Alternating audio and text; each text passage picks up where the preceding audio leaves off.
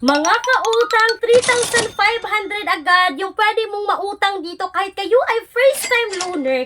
At hindi lang yan dahil sabi ng isang commenter dito na automatic daw nag-disburse yung pera.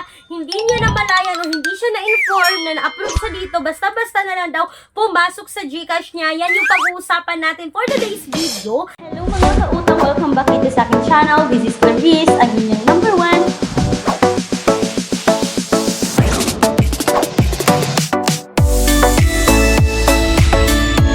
I-share ko sa inyo kung magkano nga ba yung na-receive niya sa 3,500.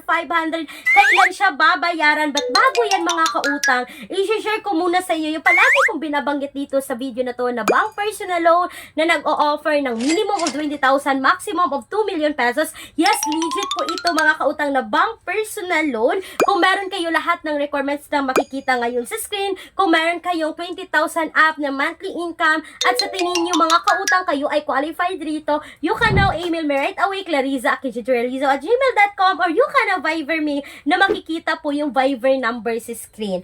So, eto na nga mga kautang, no, itong pag-uusapan natin is makikita sa Google Play Store or sa App Store. So, ibig sabihin, kailangan ninyong i-install, kailangan nyong i-download, so, kailangan nyong ibigay yung permission na i-access yung phones ninyo. So, kung ayaw nyong ma-access yung phones ninyo, may mga alternatives tayo na apply direct website na makikita yung listahan sa description box or sa comment section ng video na to. But hindi ko sinasabi niya utangan nyo. Please do a research sa kahit anumang utangan online. So mga kautang, ito po ay si CashGuard Easy Cash Online na under po dito kay Fastcoin Lending Corporation na nakaset registered but hindi submitting and hindi accessing entities sa CIC. So mga kautang, si CashGuard is ngayon ko lang ito napansin sa Google Play Store. I think matagal na siya sa Google Play Store. Nagpalit lang siya ng name. Meron siyang 4.7 star at 7k reviews, no? Sabi kasi dito ng isang commenter mga kautang noong May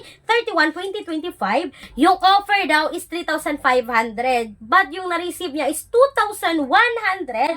Meron agad 1,400 na processing fee at hindi siya na-inform mga kautang na automatic niyang na-receive yung 2,100. Hindi siya na-inform na walang text, walang tawag na siya po ay na-approve dito.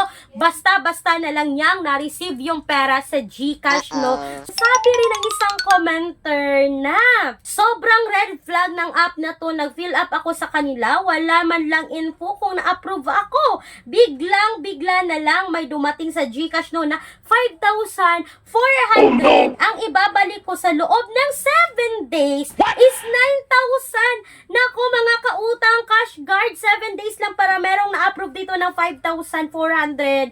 But babayaran ng 9,000 in 7 days. So mga kautang, sobrang laki talaga ng interest rate at deductions dito kay CashGuard, no? At ang dami ko pang nabasang comment dito na hindi nakakatulong, hindi naman daw nag-a-approve, always reject, fake yung app, waste of time. Sabi pa ng isang commenter, basorang app, auto-reject. So, ibig sabihin, hindi lahat na nag-apply dito kay CashGuard is na-approve.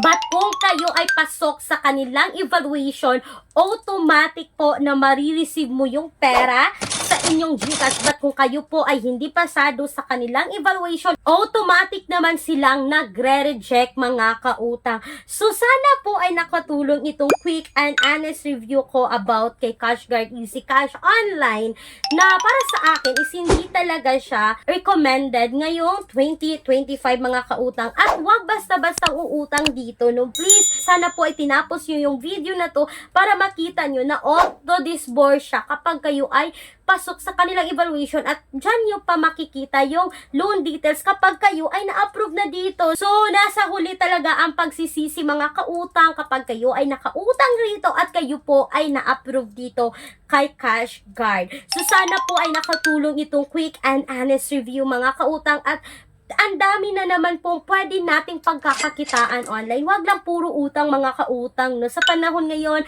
high technology na, pwede na tayo kumita gamit yung mga cellphone natin. May guide ako dito na sa description box or sa comment section ng video na to na 101 ways to make money online. Pwede nyo yung i-visit mga kautang para makita nyo kung saan nga ba tayo pwedeng kumita online. Sana po ay nakatulong itong quick and honest review about kay Cash Cow na hindi recommended ngayong 2025. Once again, this is Clarice, ang inyong number 1 palautang dahil utang is life. Bye bye bye mga kautang!